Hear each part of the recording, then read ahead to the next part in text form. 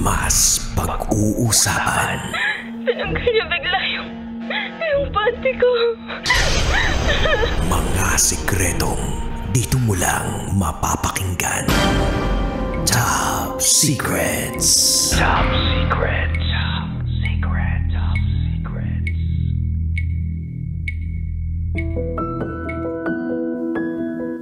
Hi Kabisyo, it's me, DJ Rocketera, and welcome to the program Top Secrets, kung saan pwede kang makapagbahagi ng iyong pinakatatagong sikreto. Ito ang programang hindi ka huhusgahan, bagkus ikaw ay pakikinggan.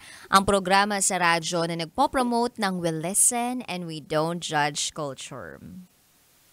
At meron na nga po tayong top secret sharer or caller sa kabilang linya. I-welcome na natin siya. Hello, good evening. Hello po, good evening po. Anong pwede naming itawag sa'yo? Yan na lang po. Yan. Ilang taon ka na? 25 po. 25. Sang lupalop ka naman galing yan? From Bicol po ako, ma'am, pero as of na po, DJ, andito po ako sa Manila. Alright, galing Bicol, ngayon nasa Maynila. Alright, di na ako magpapaligoy-ligoy pa. Yan, 25 years old from Manila. Ano ang top secret mo? DJ, naging kabit ako ng best friend ko in 10 years.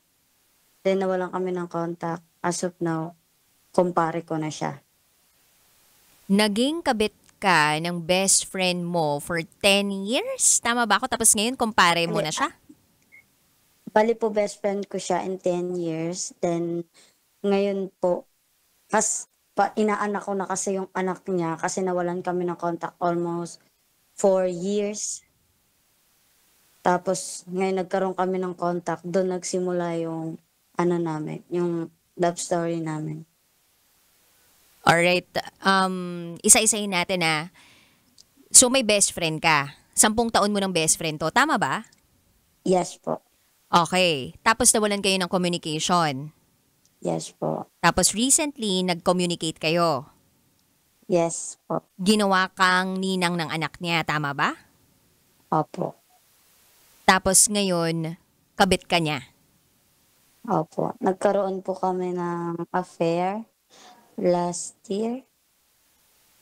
Bakit? Paano nagsimula lahat? Bali, that time kasi I have a boyfriend from Bicol din. Tapos, nagbakasyon din po ako ng Bicol. Then, nalaman niya na nakauwi ako, nakapagbakasyon ulit ako ng Bicol. Pinuntahan niya ako sa amin, kinumusta niya ako, nag-usap kami. Yung parang kinakausap niya ako ng kagaya ng pag-uusap namin dati.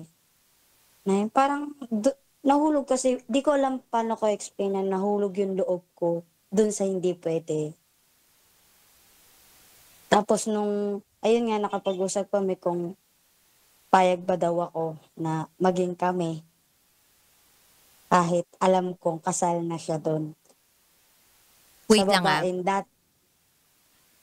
pero may boyfriend ka nun? Yes po, meron po. May boyfriend ka nun. Tapos Sa madaling salita po, pinagsabay ko din sila. Well, pinagsabay niya din kami ng asawa niya. Alright, so may boyfriend ka, pumayag ka dun sa gusto nitong best friend mo. Opo. Paano kayo nag-uusap nitong best friend mo? Pinupuntahan ko po siya sa trabaho niya. Pinupuntahan mo siya sa trabaho niya. Pero may mga pagkakataon ba na ikaw yung pinupuntahan niya? The rest ako po. Mas ikaw yung nagpupunta sa kanya. Opo. Pero palagay mo ba, mahal ka naman itong best friend mo? Yes po, masasabi kong opo kasi hindi ko maano kung paano ko sasabihin or paano niya napatunayan na mahal niya ako. Pero ang alam ko sa sarili ko, mahal niya ako. So paano nga ba? Kasi siya kasi yung natatakbuhan ko sa lahat ng bagay, DJ. Like, 'pag nagkakaroon ako ng problema financial, Na like 'pag nagkakaproblema ako sa ibang bagay or 'pag nag-aaway kami ng boyfriend ko, siya yung tinatakbuhan ko talaga. tapos pinupuntahan mo siya para magkausap kayo o O nagkaka-communicate din kayo through cellphone? nagka-communicate kami through Messenger, dummy Mhm. account. Gumagamit kayo ng dummy account. Yes po. Nung time na kinuha ka niyang ninang ng anak niya, kabit ka na ba nun? Hindi pa po, nasa Maynila pa po ako nun nakatira. Ngayon nasa Ye Maynila ka pa rin nakatira, right? yes po, bale nagbakasyon ako doon sa Bicol last year Mhm. for 8 months. Kababalik ko lang this March, ngayong March lang dito sa Maynila ulit. Alright. Tapos kailan ka niya kinuhang ninang ng anak niya? Year 2018 ata po yun, mga ganun po. So meaning, nauna ka niyang kuhaing ninang Bago naging kami. bago naging kayo. Opo. So kilala mo yung asawa niya? Kilala ko po. Never ba kayo Nagka nagkausap ng asawa niya? Nagkakausap kami din, nagkaka-bonding kami sa inuman, sa mga like bar, ganyan, 'pag magra-rides. Tas 'pag nakikita kami parang no eye contact, parang wala kaming usap. "Uy pare," ganyan. Gano'n lang kami. So never nakahalata si misis ni kumpare? Never naman po. Pero Hanggang ang pagkakaalam ko po, DJ, is nagseselos na po talaga yung girl sa'kin kasi nga parang mas nagiging priority ako ni pare. Then pinaliwanag ko naman yung side ko kay girl, pero siyempre nakokonsensya pa din naman po ako na parang inaayos ko yung sarili ko sa kanya, pinapamaganda ko yung sarili ko sa kanya na as if madumi naman talaga yung pagkatao ko that time. so nagbibigay ka lang ng mga dahilan para hindi siya magselos. Opo, Para hindi niya makitang threat ka doon sa kumpare mo. opo. Hmm. So anong nagustuhan mo dito sa kumpare mo? Bukod dun sa lagi mo siya natatagpuan, paano kayo nag-aano ba kayo? May ginagawa ba kayong kababalaghan? Yung sa ginagawa namang kababalagan po, wala naman. Never naman kami gumawa ng gano'n kasi parang respeto niya sa'kin kasi may partner naman ako. Then siya may partner din, respeto ko na din naman bilang sa'kin. Kung ba hindi ko lang respeto yung sarili ko na hindi ko rin nirespeto yung kapwa babae ko na may asawa, gano'n. Hanggang ngayon ba kayo pa rin ni kumpare? Ngayong last na usap po namin bago ako umalis ng Bicol, March 3. Yun yung last na usap ninyo tapos pinutol mo na yung Yes ugnayan mo po. sa kanya. Opo, pinutol ko na kasi kinausap ko na siya na about dun na kailangan na nating gano'n po, Kailangan na nating ano? putulin kung anong meron. Anong sabi niya? Ayaw niya po pumayag pero sabi niya, handa naman daw siya mag-antay ulit kung kailan ulit daw kami magkikita or magkakasama. So anong sinagot mo dun? Hindi ko sigurado kung mauulit pa ba o mangyayari pa. Ngayon, anong plano mo? Ngayon po yung nakatutok po ako ngayon sa sa ano ko na mag-a-apply po kasi ako through abroad po and flight ko na this coming end of the month ng April po. Wow, congratulations. Anong bansa Yung kapatid pupuntahan mo? ko, Saudi po. Saudi. Ilang buwan ang kontrata mo dun? Taon po, 2 years. 2 years. At up until Opo. now, kayo pa rin ang boyfriend mo, tama ba? Yes po, until now. Bali, pinagsisisihan ko din na nagkamali din ako. Pag sa tuwing nag-aaway kami or parang nawawalan siya ng oras, dun ako tumatakbo na, oh, ganyan, saan ka ba? Bakante ba yung oras mo sa trabaho mo? Kita tayo, parang ganun po. So parang nagkaroon ka kasi ng confidant.